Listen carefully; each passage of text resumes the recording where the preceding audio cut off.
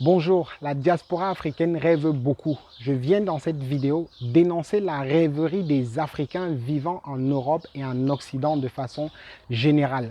Et je voudrais aborder mon propos sur deux angles. La rêverie des Africains vivant en Occident par rapport à l'imaginaire qui se font du développement africain et la rêverie des Africains vivant ici en Europe par rapport à leur propre développement dans le pays là où ils se trouvent. Bienvenue à toi, je suis Alexis Mbakop, diaspora philosophe. Sur cette chaîne, nous abordons de façon décomplexée les problématiques et les difficultés de la diaspora afin d'y apporter des solutions pratiques, concrètes pour que la diaspora soit la plus forte possible là où elle se trouve. Nous sommes forts ici. Je voudrais dénoncer cette rêverie. Pourquoi? Parce qu'elle était déjà portée par l'ancienne génération de la diaspora et on la retrouve aussi maintenant dans la nouvelle génération de diaspora. Donc nous pouvons voir des Africains jeunes vivant en Occident commencer à rêver comme les anciens rêvaient déjà en matière de développement de l'Afrique et en matière de développement de leurs propres conditions là où ils se trouvent. Parlons un petit peu de l'Afrique. J'ai participé à plusieurs échanges ces derniers jours sur différentes plateformes, sur différentes chaînes où les thématiques afro sont abordées et on va dire aux Africains vivant en Occident que l'Afrique est en retard sur beaucoup de points. On va dire qu'aujourd'hui, la situation de l'Afrique n'est plus à détrayer. Tout le monde sait qu'en Afrique, nous sommes en retard par rapport au reste du monde. Nous manquons de technologies poussées, nous manquons d'infrastructures, nous manquons de dispensaires.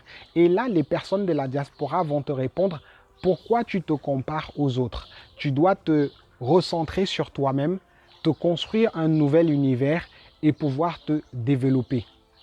On va dire à la diaspora africaine qu'en Afrique, on a encore des maisons sans électricité, sans eau potable et les personnes vivent difficilement au point de ne manger qu'un seul repas par jour. Et là, une personne de la diaspora, un Africain vivant en Europe, va te demander pourquoi tu considères que manger 3 fois par jour est la norme? Qui t'a dit qu'il faut manger 3 fois par jour? Moi, je vis en Occident, je mange à tout moment, je mange à toute heure, je grignote pendant toute la journée et je ne considère pas que je mange mal. Voyez-vous? Donc, une personne a le luxe de pouvoir manger à tout moment de la journée, à la quantité qu'elle veut et dans la qualité de repas qu'elle veut.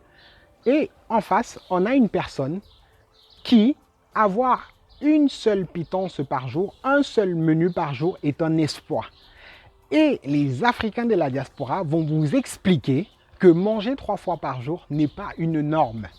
Donc, comme si l'Africain qui ne mange qu'une fois par jour avait le choix.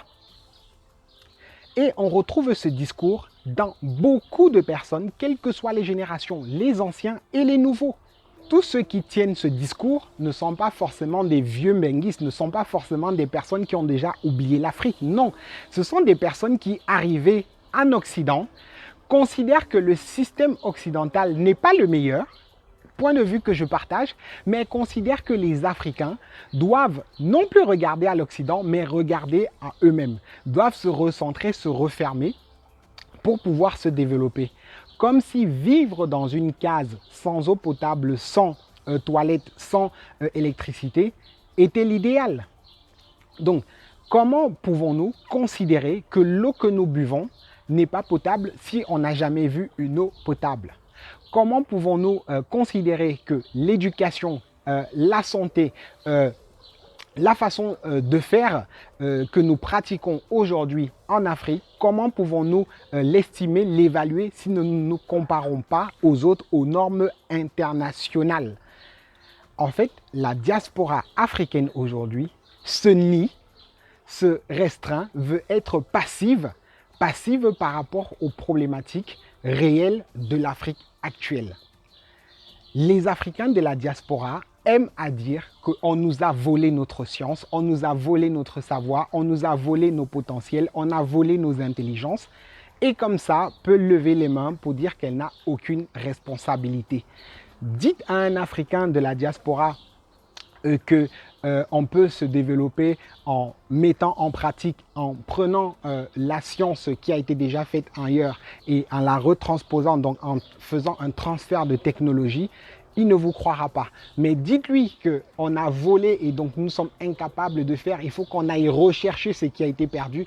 Là, il vous croira. Pourquoi? Parce que le fait d'aller rechercher ce qui a été volé, ce qui a été perdu, on rentre dans l'imaginaire. Il n'y a rien de pratique. On rentre là dans la rêverie que je voudrais dénoncer. Arrêtez de nous parler des choses perdues. Arrêtez de nous parler des choses imaginaires. Nous sommes dans du concret. Aujourd'hui, dans des villes rurales en Afrique, on ne mange qu'un repas par jour. Comment est-ce qu'on fait pour que des personnes puissent quitter cet état de recherche de nourriture, de recherche simplement de manger et de vivre dignement? Les Africains n'ont pas des problèmes différents du reste du monde. Tout homme sur cette terre a besoin de se nourrir, de se loger, de vivre dignement et de façon respectable. Donc, arrêtez avec vos particularités africaines. Arrêtez de faire croire que l'Afrique devrait se refermer, devrait se retrouver une identité qui serait perdue, une identité qui serait volée pour pouvoir manger à sa faim. C'est faux. Manger à sa faim consiste à mettre des projets en place pour pouvoir cultiver la terre, pour pouvoir cultiver et récolter le fruit pour en avoir assez. Donc, s'il vous plaît, de grâce, jeunesse africaine vivant en Occident, revenez sur Terre et pratiquez la science afin de vous développer. Le deuxième volet sur lequel je voudrais dénoncer la rêverie de la diaspora africaine vivant en Europe et en Occident, c'est par rapport à leurs propres conditions dans les pays là où ils vivent. Lorsque je vais discuter avec des personnes ici dans la diaspora, au début de la conversation, les personnes généralement vont être fières de vous dire, voilà Alexis, ça fait 15 ans que je suis là, ça fait 20 ans que je suis là, je suis arrivé ici dans les années 80, donc ça fait 40 ans que je suis là, donc l'Europe ne me surprend plus, j'ai déjà tout vu ici. Dans la conversation, vous allez dire à la personne, oui, en effet, ici il est possible de mettre en place des stratégies, de lever des fonds, de conquérir des territoires, de gagner des choses, de prendre notre place. Et là, la personne va te dire, mais Alexis, est-ce que chez nous, c'est ici? Est-ce que nous sommes chez nous ici? Vous voyez le paradoxe? Vous allez voir une personne qui est fière de vous dire qu'elle est là, implantée depuis très longtemps, mais lorsque vous lui parlez de prendre concrètement le lieu où elle est implantée, elle se met à rêver en vous disant qu'elle n'est pas chez elle ici. Est-ce que vous comprenez cela? Et cela, c'est quelque chose que je voudrais dénoncer ici. C'est de la pure rêverie. J'ai une bonne nouvelle pour vous.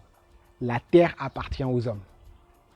Il n'y a aucun endroit ici sur le globe terrestre qui appartient à un être hormis humain.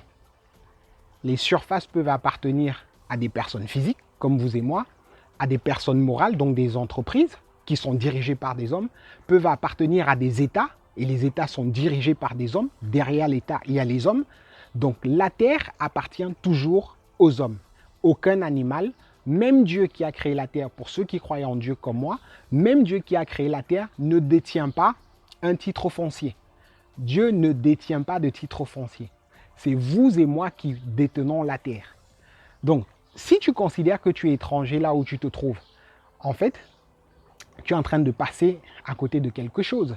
Si tu considères que vanité des vanités, tout est vanité ici-bas, en fait, tu es en train d'esquiver ta mission. Parce que la question que tu devrais te poser, c'est pourquoi tu es dans le pays où tu te trouves aujourd'hui. Pourquoi tu es là où tu te trouves aujourd'hui? C'est une question essentielle, fondamentale que tu dois te poser. Et moi, je me suis posé cette question et j'ai compris l'urgence du diasporaphilisme. Le diasporaphilisme, c'est ce mouvement qui dit « nous sommes forts ici ». C'est la signature que je viens de faire tout à l'heure. Et lorsque je dis « nous sommes forts ici » et que je saute, je tombe, je n'atterris pas en Afrique, mais j'atterris dans le pays où je suis. Et la terre que je prends quand j'arrache, ça, c'est la terre qui m'appartient. Là, je suis en train de vous parler, je suis dans mon jardin. Même l'état du pays dans lequel je suis, sur le papier, va marquer que je suis né en Afrique, donc je suis immigré étranger, mais la terre sur laquelle je suis m'appartient. Donc, personne ne peut venir me déloger ici si ce n'est en me remboursant l'argent que j'ai investi pour prendre cette terre. Posez-vous la question de savoir comment était le monde avant que les limites, avant que toute la géographie ne soit tracée. Avant qu'on ne détermine qu'ici est le Congo, ici c'est la Belgique, ici c'est la France, là c'est le Canada. Comment les hommes fonctionnaient? Les hommes naissaient avec l'idée, avec cette essence, cette gêne de posséder la terre. Donc, quand un homme naissait quelque part, il marchait jusqu'à trouver le lieu où personne n'a encore possédé et il le possédait. Aujourd'hui, on t'a inculqué que tu es étranger et avec le temps, tu vis comme un étranger.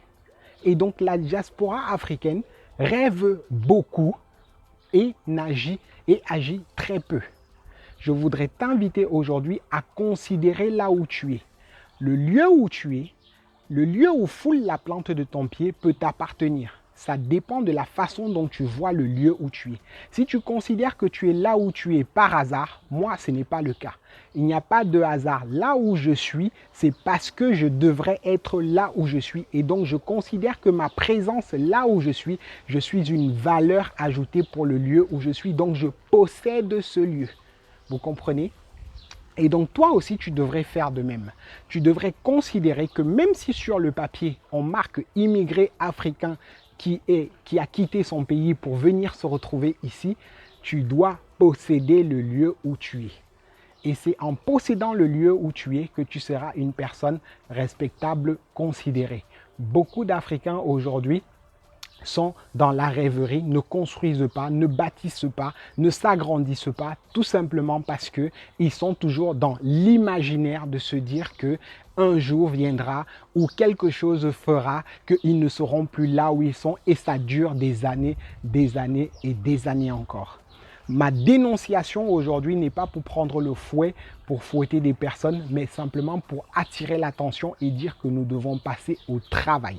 Le moment de l'engagement est venu. Nous devons œuvrer chacun à notre niveau pour que les vagues qui vont arriver, les vagues prochaines d'immigrés, nos frères, nos sœurs qui arriveront ici en Occident, parce que ça va arriver, doivent trouver des conditions favorables pour leur intégration. Et si ce ne sont pas les vagues qui viendront, c'est les enfants que nous mettrons au monde ici. Que trouveront nos enfants que nous allons accoucher ici en Occident? Que seront-ils? Que deviendront-ils? L'urgence du diasporaphilisme toque à ta porte. Je t'invite à y répondre favorablement.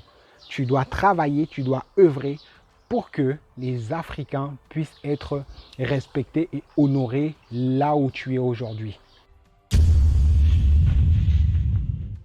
Je t'invite donc à ne plus être passif, mais à quelqu'un d'actif.